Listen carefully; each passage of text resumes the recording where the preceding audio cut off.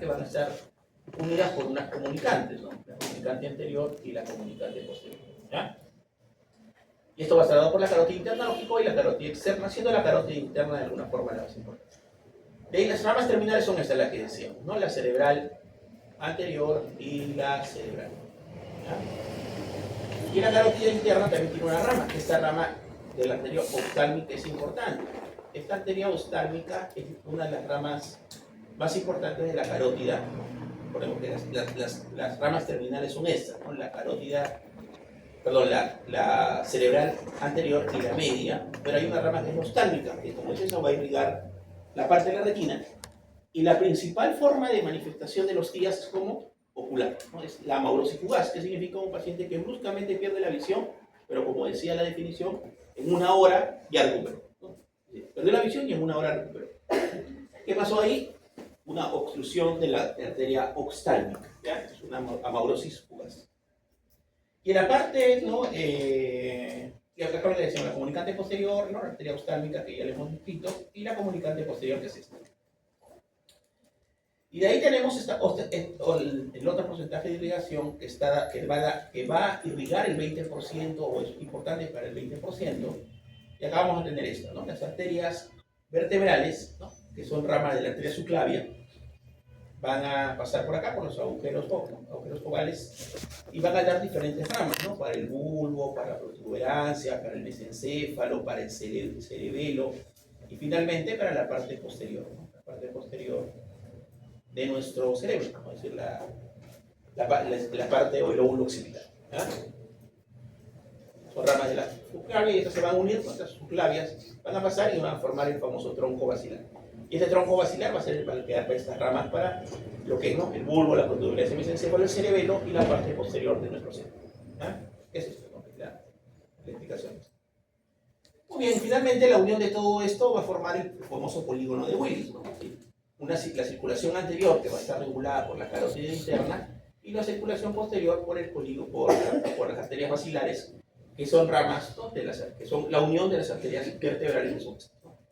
Estas se unen, forman el tronco basilar y estas van a dar diferentes ramas. Entonces, ¿quiénes constituyen finalmente este polígono de Willis? Son las arterias cerebrales anteriores, ¿no? De acá. Y acá tenemos las comunicantes, ¿no? Las cerebrales medias, ¿no? Las comunicantes posteriores, ¿no? Y después para poder dar las cerebrales posteriores, que en este caso ya van a ser ramas, ¿no? de la muy bien. Entonces, el flujo sanguíneo cerebral, ¿no? Va a estar dado por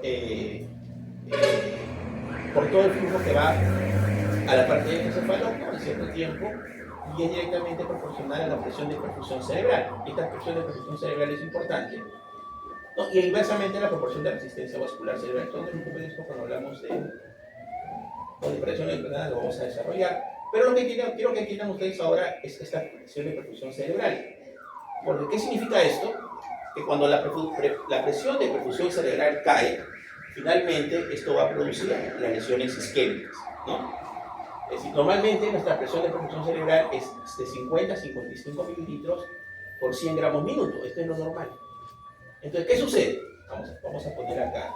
Imagínense que esto es una parte de mi cerebro y que yo he tenido una zona de isquemia. Esta zona de isquemia que está acá, que lo estoy dibujando, es una zona de isquemia irreversible, es una necrosis cerebral. Y lo que está acostadito, esta cosita que está acá lo voy a poner de verde, es lo que se llama penumbra isquémica. Esta es una zona, como dice su nombre, isquémica, pero que no está necrosada. Entonces, esta zona es recuperable y esta zona es irrecuperable. ¿Cómo recupero esto? En un paciente que tiene un ACV isquémico, trombolizándolo o haciendo una trombectomía, ¿sí? Trombolisis como así como han visto ustedes en cardiología que hay, ¿no? Trombolisis para los infartos, igual hay trombolisis para los ACV isquémicos, no los hemorrágicos, porque hemorrágicos es al revés. Una complicación de la trombolisis, o la principal complicación de la trombolisis es la hemorragia cerebral. No puedo trombolizar un ACV hemorrágico. ¿Cuál trombolizo? El ACV isquémico. Entonces, miren, esta zona que está acá de verdecito es la zona de penumbra, ¿no? Entonces, esta zona llegó a bajar hasta 10 a 15 mililitros de la perfusión, pero no los valores de 8 a 10. ¿Esto qué significa? Que acá sí ya no hay zona recuperable. La zona está acá. ¿Ya? Sí. Esta persona se dice penumbra y core, ¿no? ¿Cómo? Penumbra y core. Claro. Exactamente, la zona de penumbra y la zona core, que es la zona de penumbra y la zona recuperable. La zona core ya, ahí hagas lo que hagas, la zona es irrecuperable, ¿no? Va a quedar como una secuela de la ACV. Y lo que decíamos, ¿no? Es decir, 6 minutos sin oxígeno, sin perfusión cerebral, finalmente nos lleva a una necrosis irreversible. Ok, entonces ACVs isquémicos. Entonces, de todos, chicos, tanto en el hemorrágico como en el isquémico, el principal factor de riesgo es la hipertensión. Para todo. Para el hemorrágico, para el isquémico. ¿Ya? Pero la hipertensión está más relacionada con los ACVs hemorrágicos. ¿Ya? Esa es la relación. Pero para los dos es el principal factor de riesgo. Y bueno, diabetes, tabaquismo, todos los factores de riesgo que ustedes conocen para el tema de factor de riesgo cardiovascular. Entonces, en el AIT o el TIA, ¿no? El test químico transitorio, lo que decíamos que este daño va a ser no permanente, es decir, va a ser en forma aguda, ¿no? Que nuestro mismo sistema fibrinolítico va a perdurar ese trombo, ¿no? Porque no le estamos dando ningún medicamento a ese paciente, sino nuestro propio sistema trombolítico que nosotros tenemos, ¿no? Así, el TPA, que es nuestro sistema de trombolítico natural, finalmente va a hacer que este trombo se aperture, ¿no? La duración de los síntomas que dijimos, mayoritariamente no son más de 60 minutos, pero la literatura que te dice, las guías, te dicen que esto tiene que ser una recuperación en menos de 24. Lo otro es que es una recuperación espontánea. Y lo otro, lo que decíamos acá, que en una tomografía o en una resonancia yo no encuentre ninguna lesión isquémica, porque sí. Por ejemplo, ponemos el ejemplo. Un paciente me hizo ¿no? viene en su casa, ¿ya? La familia lo trae a la emergencia porque dice, doctor, en la casa no podía mover el brazo, la cara se le cayó, ¿no? Hablaba raro, no podía hablar, ¿no? Llega a la emergencia y está dormido. Señor, ¿qué pasó? O sea, doctor, mi familia me dice que no podía hablar. Sí me acuerdo, doctor, no podía hablar y el brazo no lo movía. Pero llegó a la emergencia y ya recuperó. ¿Qué es eso? Un TIA. Pero yo le hago una tomografía, ¿no? Es decir, con perfusión, o le hago una resonancia y me sale que tiene una lesión isquémica. ¿Será un TIA? Ya no, ya es un ACV isquémico. ¿Ya? Esa es la diferencia. A pesar que el paciente recuperó, ¿no? Pero ya de alguna forma quedó como una secuela neurológica. En cambio, al revés, este mismo paciente le hago una resonancia y sale que no hay ninguna lesión isquémica. ¿Qué significa? Que sí es un TIA. ¿Ya? Muy bien, pero ese dato, chicos, es importante sí. Pero ¿cuál es el dato clínico más importante? Es que aquel paciente que le ha dado un TIA, en el corto tiempo, lo más probable es que si no tratamos ese TIA o no determinamos el factor de riesgo de ese TIA, ¿qué va a pasar en el corto tiempo? Va a ser un ACV isquémico establecido. Ese es el principal factor de riesgo. Por eso que este paciente lo que tenemos nos tenemos que captar. ¿Para qué? Para darle tratamiento y determinar cuál ha sido la causa, ¿no? ¿Qué será? ¿No? Tal vez tiene una estenosis carotídea, está embolizando, o tiene una fibrilación auricular, ¿no? Cosas que pueden ser tratables, ¿no? Este dato también es importante, ¿no? Entonces, el principal factor de riesgo para que un paciente haga en el corto tiempo infarto cerebral, ¿cuál es? El antecedente de un TIA, ¿no? Y acá están, ¿no? Las manifestaciones que decíamos, ¿no? Ya explicamos qué es esto, ¿no? Que haya trastornos de la visión, ¿no? Que se recuperen, ¿no? Es decir, que haya plejía o que haya afasia. ¿No? Por eso tenemos otras afasias, tenemos la afasia motora, ¿no? De Broca, la afasia de Wernicke, ¿no? O de conducción, y tenemos una afasia mixta, ¿no? La afasia de Broca es la motora, ahí el paciente lo que uno va a poder es hablar, ¿no? Es decir, el paciente te va a entender todo. Señor, ¿cómo se llama? ¿No? ¿Dónde vive? Pero no te va a poder dar el dato porque el tema ahí es motor. En cambio, la afasia de Wernicke, ¿no? Que es una afasia expresiva, el paciente te puede entender, pero te va a dar otro dato, ¿no? Por ejemplo, yo le pregunto ahorita a alguno de ustedes, ¿no? ¿Cuál es su nombre? Y me dice, Ángel. ¿No? Hay una desconexión, ¿no? Yo le digo, ¿dónde vives? ¿No? Y me dice, no, en mi carro. No, el dato él de la conexión no es que pueda expresar adecuadamente lo que él quiere decir. Lo que él quiere decir, ¿ya? Esas son las afasias que debemos de recordar, ¿ya? La afasia de Broca y la afasia de Wernicke. Y también decíamos la mayoría, el 80% de los ACVs, ¿no? Que es isquémicos hemorrágicos, van a ser ¿dónde? De la circulación anterior. También puede haber TIAs, ¿no? TIAs de la parte de la circulación posterior, de la circulación basilar. Es menos frecuente, pero igual, ¿no? Si un paciente que viene con algún dato neurológico, como disfunción motora, alteraciones motoras, signos sensitivos, pérdida de la visión, ¿no? Disarquia, disfagia, diplopía, vértigo, ataxia, ¿no? Cerebelosos, ¿no? Pares craneales. o caída de rodillas sin pérdida de conocimiento, no podría ser de alguna forma la circulación posterior. Lo otro es esto, ¿no? Las partes de trombosis versus embolia. Trombosis, ¿qué es netamente esto? ¿No? Tengo una lesión endotelial en alguna arteria, ¿no? de ventriculación cerebral, y finalmente se forma un trombo, ¿no? Se forma un trombo y este trombo obstruye, y por lo tanto no va a haber una circulación.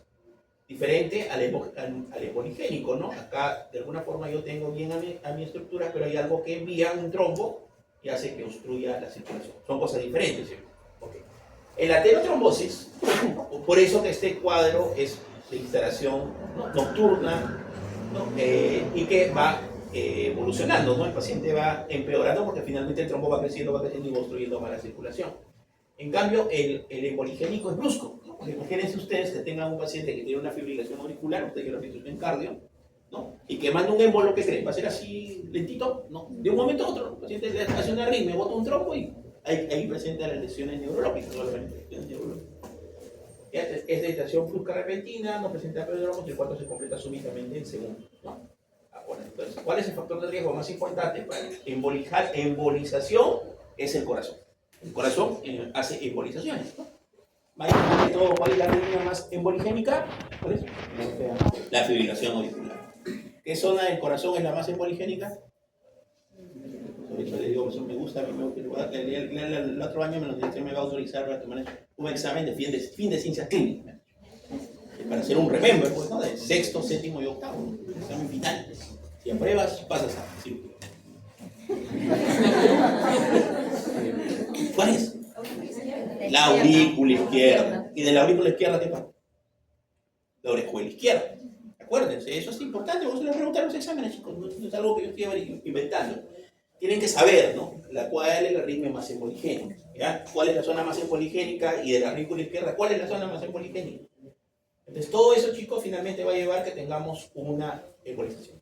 Muy bien, lo otro es la parte importante, chicos, es la sintomatología que van a tener estos pacientes, ¿no? Es decir, va a haber algunas manifestaciones características cuando se obstruye la arteria cerebral anterior, la cerebral media, la cerebral posterior, ¿ya?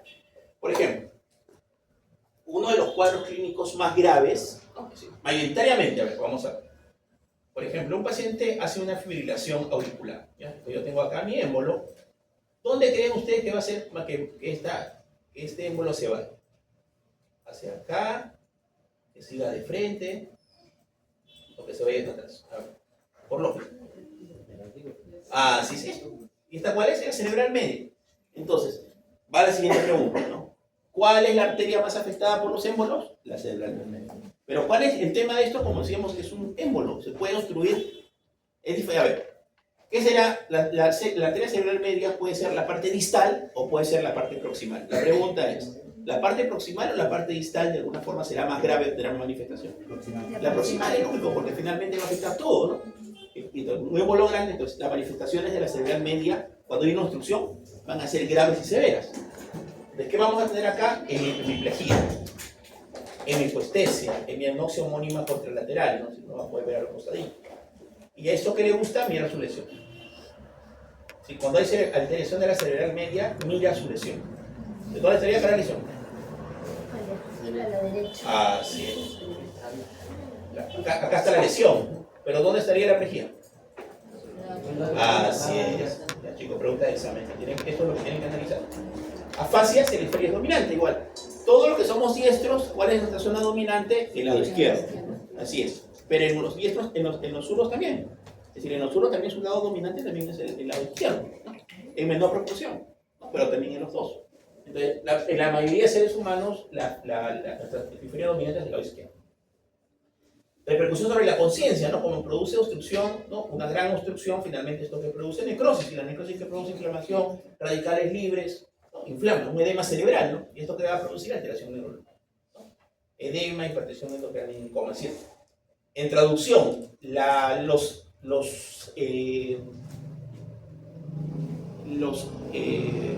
ACVs emboligénicos y cuando afectan la arteria cerebral media son los más graves, ¿sí? Son los más graves. ¿De qué tenemos? Mira, oclusión completa de la arteria cerebral anterior, que decíamos que eso también puede producirse, sí, pero es más raro, ¿no? Por eso es simple, la arteria cerebral anterior, acá es muy práctico, vamos a hacer algo. La arteria cerebral anterior, chicos, es simple, solo irriga pocas zonas. Esta es la irrigación que hace la arteria cerebral. Es decir, la zona interna, todo lo demás es la cerebral media y un poco la cerebral posterior. Por lo tanto, esta zona, acuérdense, cuando hay el famoso que está acá, el homúnculo de Penfield, es esto. Esta parte interna, acabo de tender mi piecito. Acabo de tender mi carita, una lenguaza, ¿no? Mi brazo, por así decirlo, es el homúnculo de Penfield, ¿no? Entonces, ¿qué traduce esto, chicos? Que cuando yo tengo una isquemia de la arteria cerebral anterior, de acuerdo al homúnculo de Penfield, la debilidad va a ser más que todo en miembros inferiores, ¿no? Porque este es el homúnculo, esta parte. En cambio, esta parte que está más lateralizada, ¿no? va a ser irrigada por la arteria cerebral media. Entonces, si se me afecta la cerebral anterior, la debilidad va a ser más que todo plural, miembro inferior, y si es la arteria cerebral media, va a ser más facio plural, ¿ya? Y acá está, miembro inferior contralateral, ¿no? Músculos proximales, incontinencia, ¿no? La zona, acuérdense que esta zona, ¿no? La zona o la parte, ¿no? del hemisferio frontal es importante por dos motivos. Uno, para la continencia urinaria, y dos, esto, ¿no? Trastornos del comportamiento. Es decir, ustedes por ejemplo van a escuchar a veces entre bromas los neurólogos, ¿no? Que dicen, ¿no? Cuando hablan, dicen, se ha desinhibido, ¿no? Está que tiene manifestaciones, bueno, se ha frontalizado. ¿Por qué? ¿Qué significa esto? Cuando tienes este dato, es que el paciente se ha desinhibido. Si nosotros no orinamos en la esquina o no orinamos como locos en la puerta, es porque nuestra zona frontal nos regula todo eso, ¿no? Entonces, cuando un paciente se frontaliza o tiene isquemias grandes en la arteria cerebrosa o hace demencias, van perdiendo esta función. Y lo otro es esto, la praxia. Cuando nosotros nacemos, ¿cómo nacemos? ¿Aprendiendo todo o no? No, ¿qué aprendemos? A caminar, a comer, a vestir, nos enseñan, ¿sí o no? Entonces son cosas aprendidas, eso se llama la praxia. Entonces, ¿qué pasa cuando una persona tiene esto? Tiene apraxia. Es decir, vamos perdiendo el conocimiento, ¿a qué? A poder, en este caso, a no saber cómo caminar, a no saber cómo vestirnos, a no saber cómo bañarnos, que son lo que se pierde, ¿no? Apraxia de la vestimenta, la apraxia de comer, la apraxia de la mano. ¿Ya? Y acá están los reflejos de liberación frontal que les explico. Muy bien, el tronco basilar ya decíamos que esto es más raro, ¿no? Es decir, estas manifestaciones, pero este es el concepto. Usted le pregunta, ¿qué es más grave? ¿Que se afecte el tronco, ¿no? anterior, la parte de irrigación anterior o la posterior a la posterior? Mayoritariamente eso, cuando es la parte de afección de tronco, por eso acá está nuestro centro respiratorio, ¿no? Nuestro centro respiratorio, nuestro centro cardio y estimulador cardioinhibidor. Una se ve acá, chicos, isquémico hemorrágico, prácticamente la mortalidad es 100%. Que son más graves, a pesar que son menos frecuentes, porque en parte es bueno, imagínense que todos los ACVs fueran en tronco, o fueran por la circulación posterior, sería más mortal, es decir, prácticamente sería una enfermedad con alta mortalidad, ¿no? No es lo más frecuente. Es decir, deja muchas secuelas, sí, la parte anterior, pero no produce mortalidad, ¿no? Es lo que es lo menos frecuente. Entonces, acá lo que tenemos son el síndrome de Wallinger, ¿no? Que también son síndromes que se afecta a esto, ¿no? Por ejemplo, acá está la parte, ¿no? del cerebelo,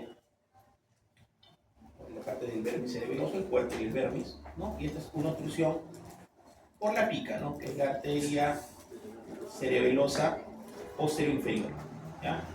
El síndrome de Wallinger, ¿no? Donde acá lo que va a haber son manifestaciones, ¿no? De nervios craneales, ¿no? Por ejemplo, la disartia, la disfagia, ¿no? Y vértigo, ataxia, ¿no? Que son de la parte cerebelosa también, ¿no?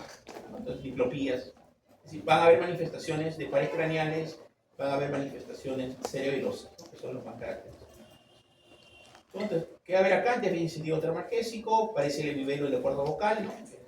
El tipo gloso, perdón, de gloso, no, parálisis del glosofaringio, síndrome de Claude-Bernard-Horner, síndrome cerebroso hemisférico, que son las manifestaciones del síndrome de Claude.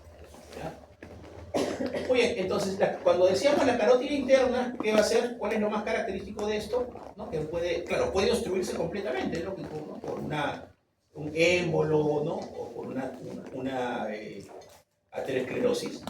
Pero lo más frecuente es que esto sea una zona hemoligénica, ¿no? Y que produzca esto, ¿no? ATI repetitivos, ¿no? ¿Por qué?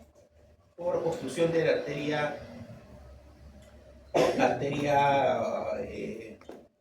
oftálmica, ¿no? Y que puedan producir la amaurosis fugaz. Muy bien, entonces la carótida también que va a traer, ¿no? Déficit motor y sensitivo en el cuerpo contralateral, hemiandogia homónima, fascias, cefaleas, crisis epiléptica, o manifestaciones de la clínica de la carótida. ¿Cómo hago mi diagnóstico? Lógico. Lo primero que la pregunta es, doctor, ¿yo puedo diferenciar clínicamente un ACV isquémico de un hemorrágico? No se puede, ¿no? Porque finalmente pueden tener las mismas características. Pero si yo tengo un hemoligénico que dijimos que es agudo, es brusco, ¿no?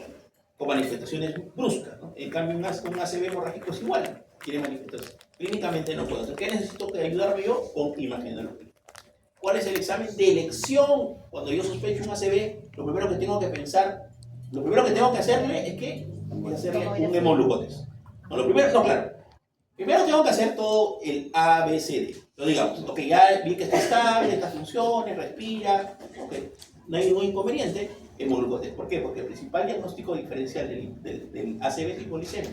Las hipolicemias severas que pueden hacer hasta focalización, como si fuera un ACV, ¿no? Le tomas un hemoglucotes. Y ahí, ¿qué tienes que pensar? Tu hemoglucotes es normal en hacerle una tomografía. ¿Por qué? Porque la tomografía te va a definir si es isquémico o es hemorrágico. Eso es lo que tienes que hacer. Lo otro, ya ok, le tomaste esto, tienes que hacer esta escala, que es la escala NIS. Acá hay 1000 parámetros, chicos, no nos mareemos. Lo que ustedes tienen que entender es esto. Eso lo pueden tener en su celular, en una libretita, en copia, no sé, 1000 cosas. Los resultados van a esto, si desde 0 hasta 39, y esto nos habla de gravedad, ¿no? ¿Qué tan grave está mi paciente? ¿No? De menos 0 puntos déficit leve, 6 a 15 puntos moderado, 15 a 20 puntos déficit importante y más de 20 puntos grave. ¿Ya? Esto es importante, es eso. Acá te van a dar puntaje.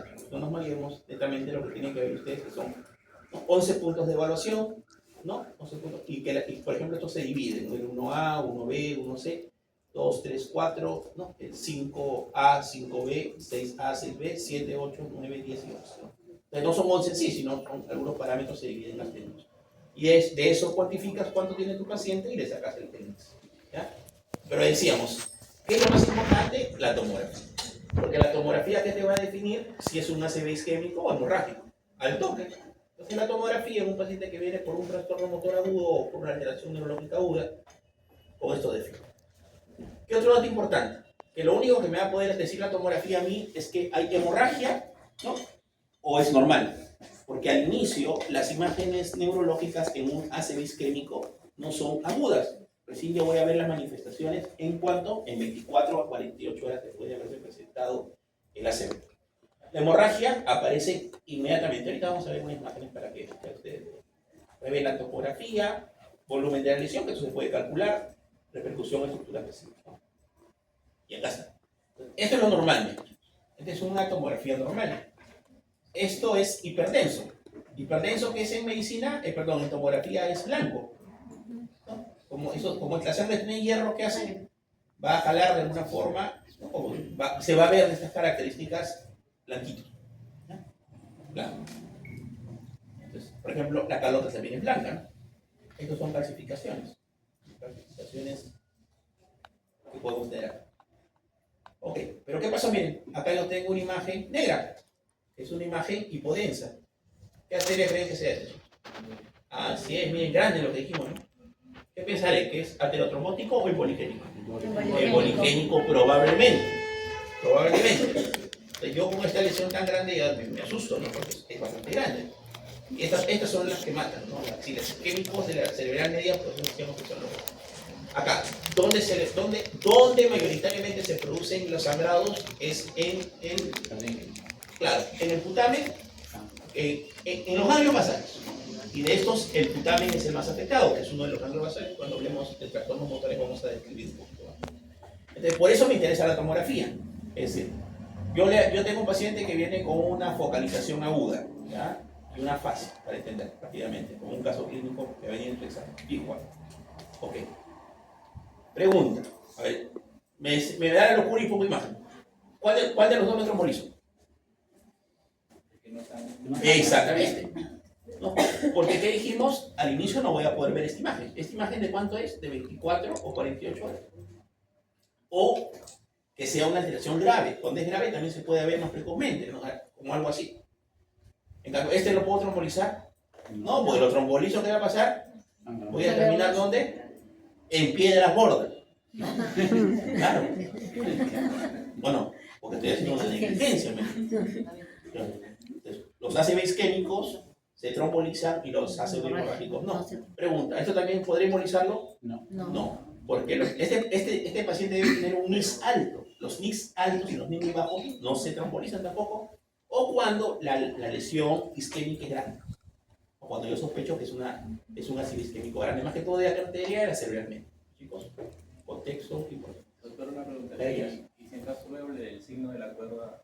Claro, acá. Presunto. Acá, por ejemplo, tú ves acá, ¿no? Se pinta la arteria cerebral media, ¿no? Y no veo el foco de isquémico. No, también. Claro, también. También Claro. podría tomarlo como que. De gravedad, ese es un signo indirecto de gravedad, lo dibujo. Es decir, ¿qué significa esto? A ver, voy a ponerlo por acá. Póngase que ustedes ven acá, ¿no? Es decir, tiene el paciente 2 horas de evolución y encuentran este signo que dice su compañero. Es decir, acá encuentran como una, ¿no? Blanquito, una arteria así. Hiperdensidad de la arteria cerebral media. Este es un signo indirecto de ¿qué? De una ACV grande, ¿no? Indirecto. Otro signo indirecto, ¿cuál es? Que yo rápidamente pierdo así. Ustedes se dan cuenta. Acá. Solo para que se entienda también. ¿Acá ven surcos o no? Sí. No. Es decir, esto es otro dato importante. La pérdida brusca de los surcos. Claro, acá es hemorrágico, pero quiero que me entiendan como la explicación. Si tú ves un paciente que tiene acá y ves que no hay presencia de surco, ves esta línea, ¿no? Esta arteria cerebral hiperdensa, son signos indirectos precoces de qué? De un ACV isquémico.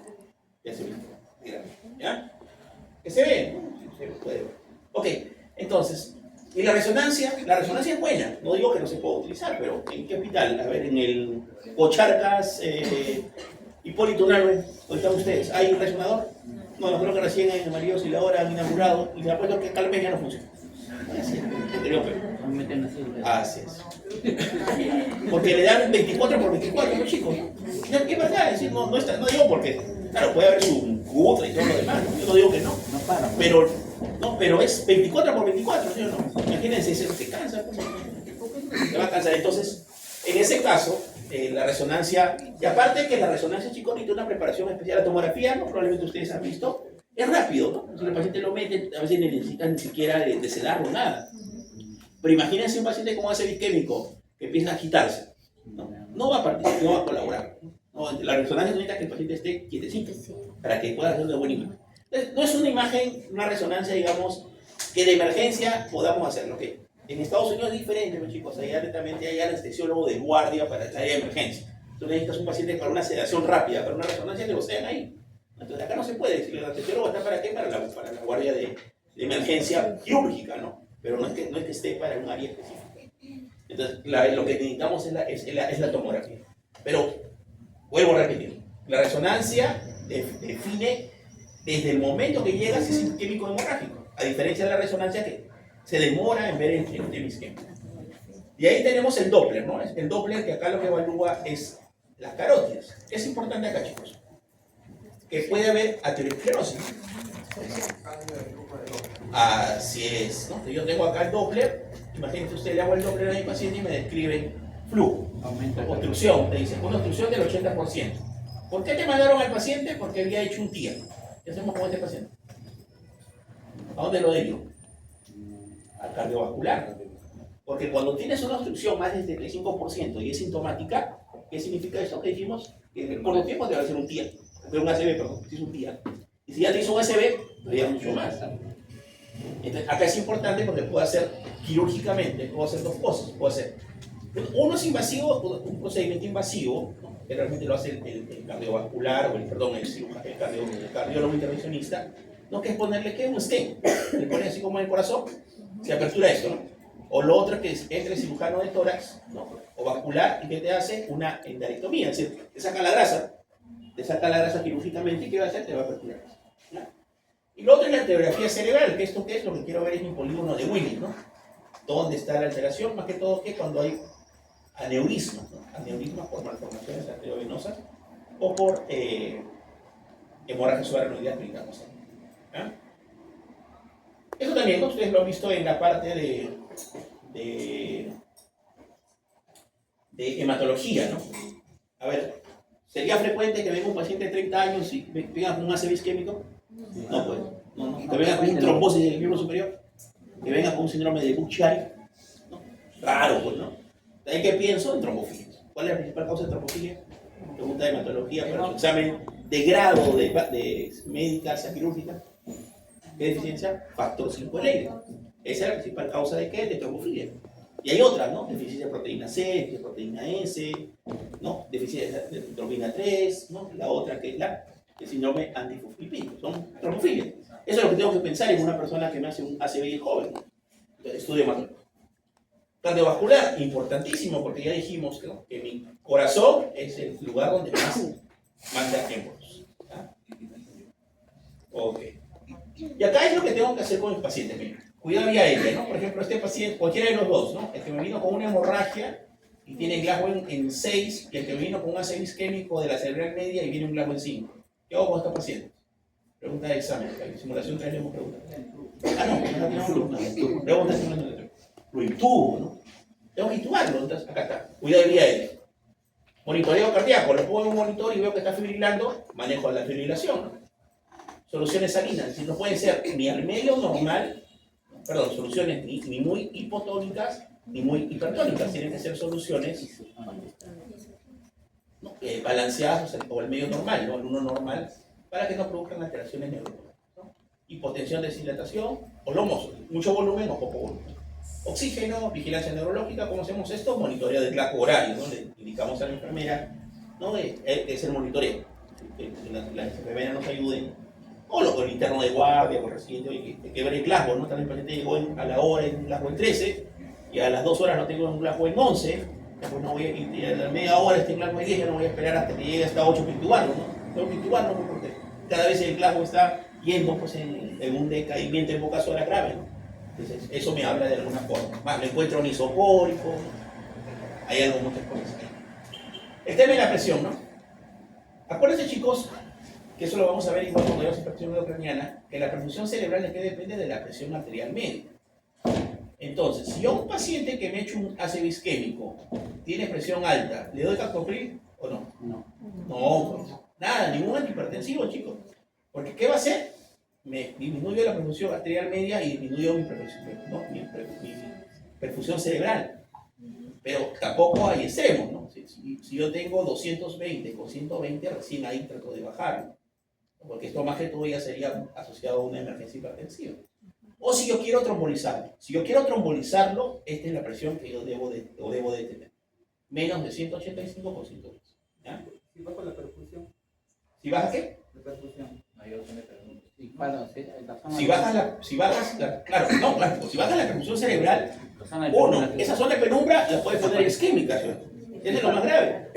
Por eso que ustedes ahora, cuando no, porque a veces, ¿no?, me llegan mis amiguitos, los bomberos o los chicos que están haciendo medicina o esos médicos, llegan a la emergencia. ¿Qué te herido? Doctor, parece un ACV porque, ¿no? ¿Qué le hicieron? ¿No? Lo primero. Le hemos dado captopril, doctor, porque estaba con 160, con 110. ¿Qué es lo que ustedes no van a hacer? ¿No? ¿Por qué? Porque es un sistema de compensación del cerebro. ¿Por qué? Porque el cerebro que está diciendo, oye, zona de penumbra, te necesito perfundida, ¿no? Aumenta su tensión, porque eso depende de la respuesta. Pero ya es diferente, ¿no? Doctor, no, está con 230, con 150, ok, no, pues ahí sí, pues no, ya hay que bajarle la presión, ¿no? Algo necesita, ok, es diferente. Entonces, la betalol y todo eso, y eso es netamente la medicación. Acá tengo que tener escenarios, ¿no? Uno, ACV isquémico, ¿no?, que no voy a trombolizar, este es lo máximo, y ACV isquémico que voy a trombolizar. ¿Quedó claro? Pregunta de examen, chicos. Manejo con antipiréticos, ¿no? Lógico, ni hipotermia ni hipertermia, porque todo eso que hace, que tengo que evitar yo todo lo que pueda dañar mi neurona, ¿no? Ni hiperglicemia ni hipoglicemia, porque los dos dañan neuronas, ¿no? Profilaxis es para evitar, ¿no?, movilización temprana, rehabilitación y antirradiantes, ¿no? Es lo que sea. Y este es el tratamiento. Entonces, ¿qué hago? Tengo que hacer yo es trombolizar. El primer criterio para trombolizar, ¿cuál es? Es el tiempo. El tiempo que yo de alguna forma calcule, ¿no?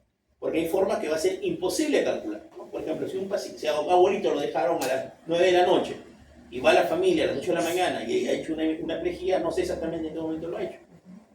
En cambio, no, el abuelito estaba sentado, ¿no? La familia lo ve, plejía, lo llevan a la emergencia, le sacó su NIS, tiene un NIS de 15, ¿no? Le tomo una tomografía rápidamente y digo que eso es lo que tengo que hacer urgente. No sale hemorragia, ya hago los trombolizos. ¿No? ¿Por qué lo trombolizo? Con activador tisular traminógeno, 0,9 miligramos por kilo.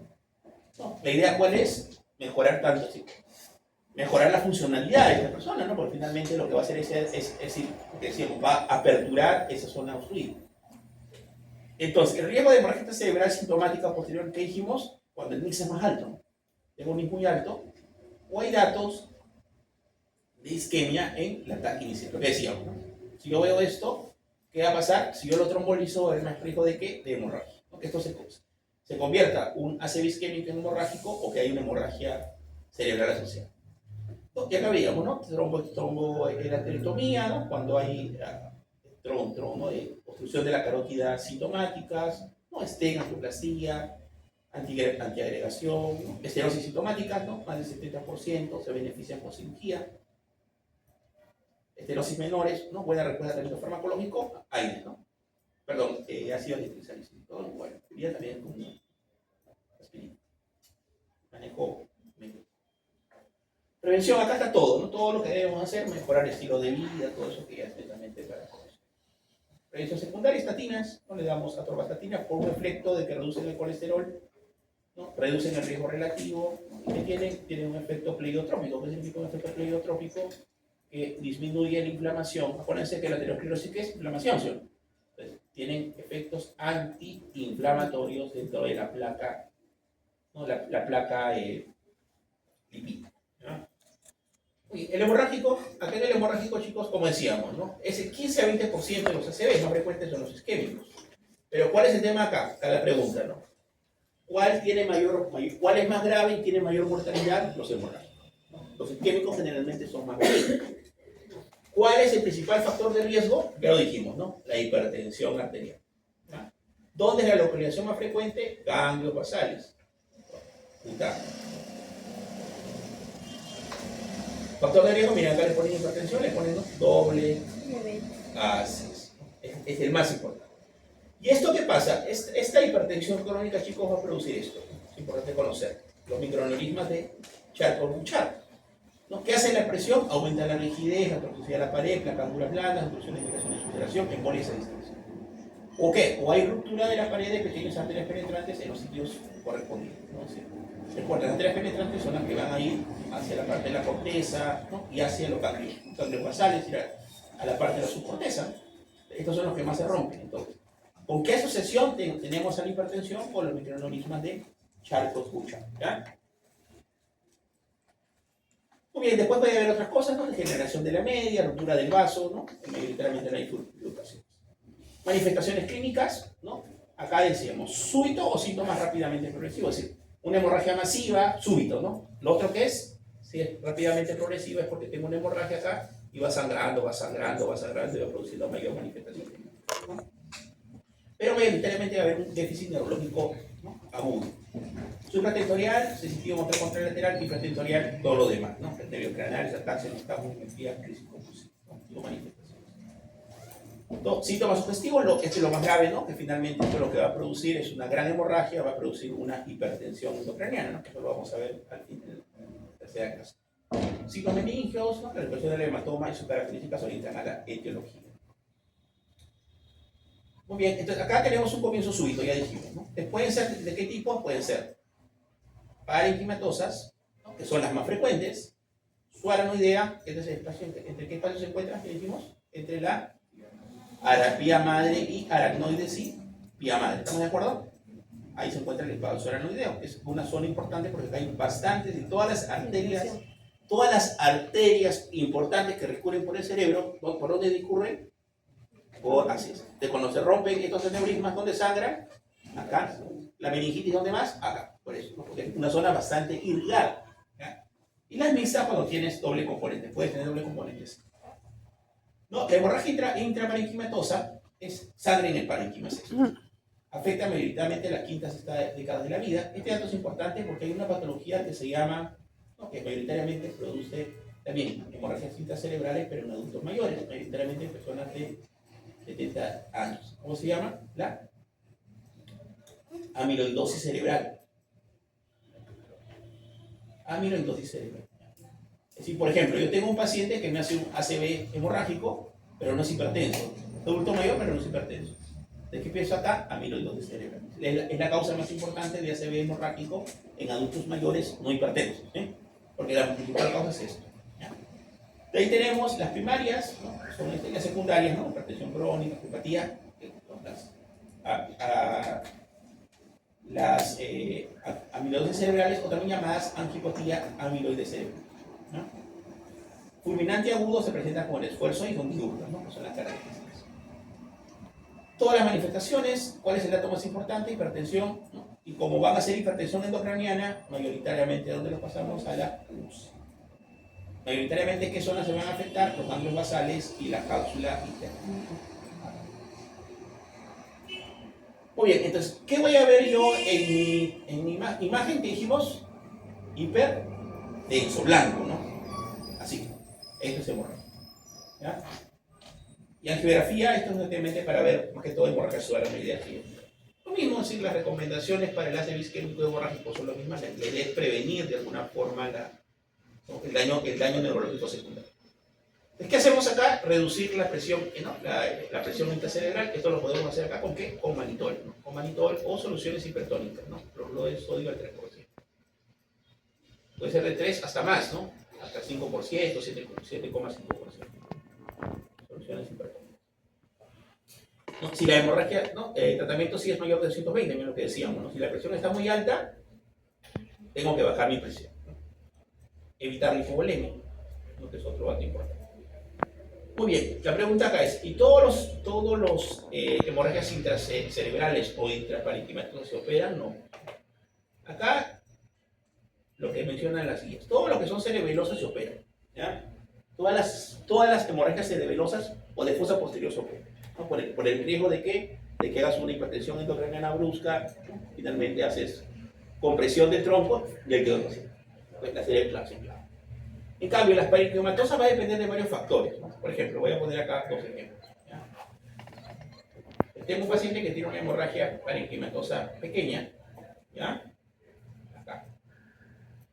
Voy a poner acá que tengo un paciente que tiene una hemorragia parenquimatosa grande, que abarca casi todo el cerebro, ¿ya? Un hemisferio cerebroso. ¿Cuál creen ustedes que debería entrar a esa operación? ¿El pequeñito o el grande? Acá va a depender de qué, de edad. Claro. Por ejemplo, acá variamos, ¿no? Mira, si yo tengo esta hemorragia en una persona de 45 años y esta misma hemorragia en un paciente de 80 años, ¿cuál creen que debería entrar al salto? ¿Ah? El joven, ¿no? Porque la idea es tratar de que tratar de sacar esta hemorragia o hacer una evacuación del hematoma. Esto a ninguno. Porque acá lo que yo haga, desgraciadamente no voy a poder salvar la vida. Lo que voy a hacer es fregarle la vida. Porque va a quedar secuelado. ¿Qué voy a entrar a sacar? Entonces va a depender de muchos factores, ¿no? El tamaño, ¿no?, del hematoma, de la edad. ¿A quiénes le damos más oportunidad? A los pequeños y a los jóvenes, ¿no? En cambio, los que son grandes, así seas joven, igual vas a llegar y el cirujano que va a decir, oye, ¿para qué voy a entrar a operar a un paciente que no tiene cerebro?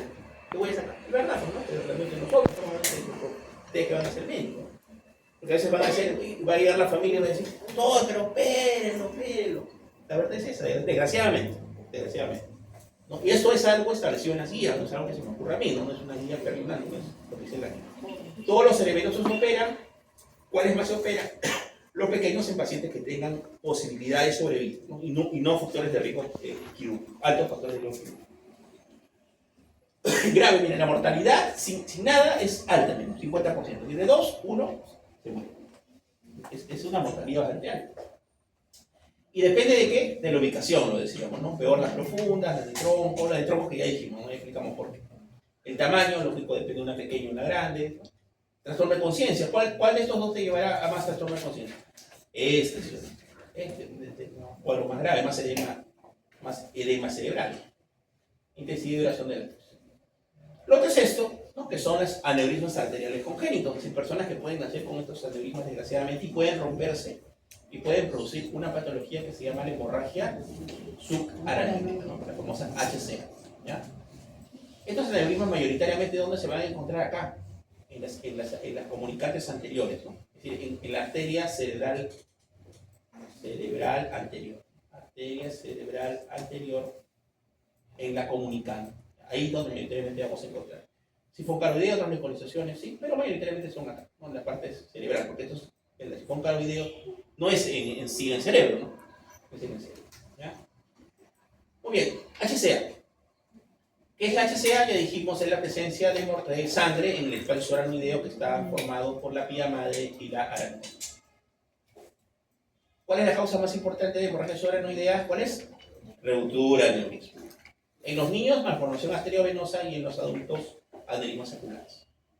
Acá hay bonito, el pronóstico no es bueno, ¿no? Hay mala evolución de sus cuadros. Factores de riesgo, ¿no? El factor de riesgo es hipertensión, puede ser, y enfermedades, ¿no? Enfermedad de Marfan, poliquitosis renal, ¿no? Que pueden tener patologías asociadas en el tejido conjuntivo. Pero digamos, el factor de riesgo más importante es esto, ¿no? Ruptura aneurismática. Pueden ser traumáticas, por coagulopatía, por vasculitis, ¿no? Eso es verdad, ¿no? Pero la más frecuente es ruptura aneurismática ¿de dónde? Aneurismas de ¿dónde? De la comunicante anterior. Acuérdense, un examen. Muy bien, grave. Es decir, ¿cuál es la característica de esto? Es la famosa cefalea en trueno. Un paciente que viene con una cefalea aguda e intensa, ¿no? Más que no tiene cefalea. Llega a la emergencia, pues, cefalea aguda e intensa, vomitando. Lo examino y tiene que requiere de nuca. ¿Por qué? Porque hay sangre, ¿no? La sangre que hace irrita la meninges. Como una meningitis. Ok. Si no meningitis, doctor me conciencia que no es lo más frecuente, puede haber parálisis, ¿no? Esto habla de gravedad, ¿no? Mientras más alteración neurológica o alteración de pares craniales hay mayor gravedad. ¿No? Entonces, ¿qué pasa? ¿No? Cuando aumenta la presión, ¿no? El flujo sanguíneo cerebral, ¿no? Por eso te hablaba mucho de la presión arterial media, esto produce remodelación de los vasos, dilatación, cambios en el orden de la pared, ¿no? Remodelación excéntrica y asimétrica, y finalmente esto va a hacer que el cuello del aneurisma se dilate, donde es la zona de impacto, y que al aumentar de alguna forma la presión arterial y el flujo sanguíneo cerebral, porque ya dijimos que indirectamente depende de la presión arterial media, hace que este aneurisma se pueda romper, ¿no? Es decir, también la hipertensión es un factor de riesgo, pero la hipertensión es un factor de riesgo, pero ¿cuál es el factor asociado más frecuentemente? Es el aneurisma. Muy bien, entonces esto de alguna forma va a hacer, ¿no? Que estos aneurismas puedan tener mayor riesgo de ruptura. Entonces, para la hemorragia subaranoidea que tenemos escalas clínicas, escalas tomográficas y escalas, ¿no? De Glasgow, más déficit neurológico. Entonces es importante conocerlos, ¿no? La escala HUM y GES, que evalúa la parte clínica, ¿no?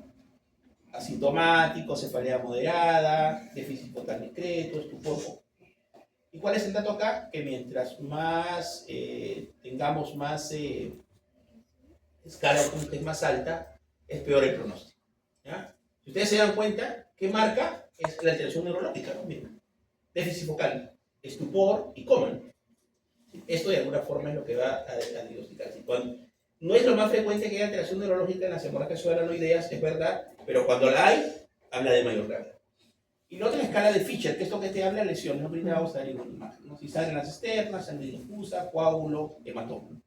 Eso te habla de gravedad. Entonces, tú cuando tengas una hemorragia subaranoidea, clínicamente, ¿qué vas a poner? Un IGES. Tomográficamente, ¿qué vas a poner? Fischer, ¿no? Y también podemos utilizar la escala del WFNS, ¿no? Que te evalúe el Glasgow y ¿no? Entonces, ¿cuál es el dato clínico? Cefalea, ¿no? Aguda, de inicio súbito, náuseas, vómitos, ¿no? Hemorragia subaranoidea, que te lo puedes ver en el fondo de ojo. Y cuando hay gravedad, lo que decíamos, ¿no? Trastorno neurológico o pares, o de pareja. Acá está. A diferencia, por ejemplo, de lo que veíamos en antes, ¿no? De una hemorragia intraparenquimal, que es así. Acá como es difuso, ¿no? Acá les llaman, ¿no? Como la paloma, ¿no? Sino la paloma o de los pajaritos. Miren cómo acá. Esto es lo que hay característicamente. A ver, es una hemorragia subaranoidea que está invadiendo. Ustedes saben que este es el cuarto ventrículo. hay invasión ventricular. Esta es la característica de la hemorragia cerebral. ¿Cómo hago el diagnóstico de un HCA? Con tomografía, como ustedes ven. Si yo veo algo así, algo me llama la atención, ¿no? Si tal vez no soy un experto, gritaré, ¿no? Y doctor, ahí está tomografía donde veo esto. Oh, es una hemorragia cerebral, no me acuerdo la clínica. Claro, no. A ver, esto es, si vamos a la escala de Fischer, más que todo, esto es hay sangre difusa y hay un coágulo cisterral, pero no es un hematoma encima, pero hay un coágulo. Es un Fischer 3. ¿Cómo sería si hubiera un Fischer 4 y que hubiera un hematoma? Así. Es decir, hay la hemorragia y hay un hematoma. Muy bien, este es otro dato. Acuérdense que vimos punción lumbar y dijimos que la punción lumbar podía ser de emergencia, más que todo para meningitis y HCAs. ¿Qué pasa? El 85% de pacientes que tienen hemorragia subarachnoidea van a tener que una tomografía patológica con sangre. Un 15% va a ser normal. Y en este paciente, ¿qué pasa? ¿Cómo se hace el diagnóstico? Con punción lumbar. Si graba una punción lumbar, va a haber líquido hemorrágico, presencia de eritrocitos, antocromía. En cambio, si la tomografía de líquido sale normal, ya no es HCA. Prácticamente descartas el cuadro. Ok, entonces, ¿qué tengo que hacer en este paciente? ¿No? Aporte hídrico, sodio adecuados, evitar esfuerzos, ¿no? Acá el dato importante es el esfuerzo, ¿no? A veces estos cuadros se desencadenan, ¿no? A veces después de un colerón, ¿no? Tuvo un colerón y se le rompió el aneurisma, ¿sí? ¿No? Los familiares dicen. Y es verdad, es decir, una elevación brusca de la presión arterial, porque cuando uno tiene una cólera, puede hacer estos cuadros, ¿no? O también es un esfuerzo físico extremo, ¿no? Puede de alguna forma ver estos cuadros. Miren, acá la presión arterial media no es como las hemorragias cerebrales, ¿no? Es decir, acá te recomiendan no tan altas. No tan altas. ¿Sí? Mantener. Igual, hiperglicemia, hipertermia, profilaxis, ¿no? Lo que de alguna forma hemos visto.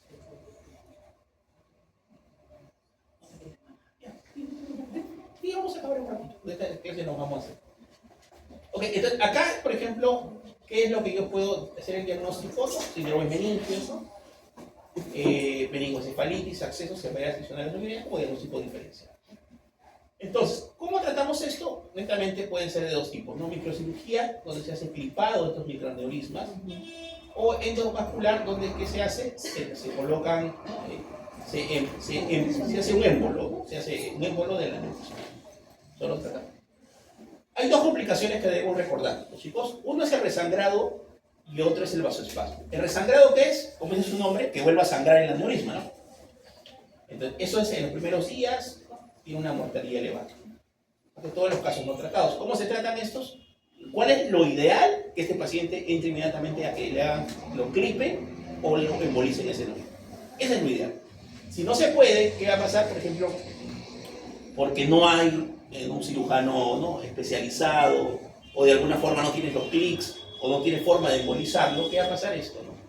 Que sucede en muchos hospitales. No tratados 35-40 en las primeras 4 semanas, ¿no? Es decir, va a haber un gran riesgo de resangrado en los pacientes que no se manejan en forma precoz estos cuadros. Y la otra complicación, ¿cuál es? Es el vasoespasmo. ¿Qué va a pasar en los días? ¿No? De alguna forma, por la noxa que se produce por la hemorragia, los vasos van a tener a qué? A contraerse.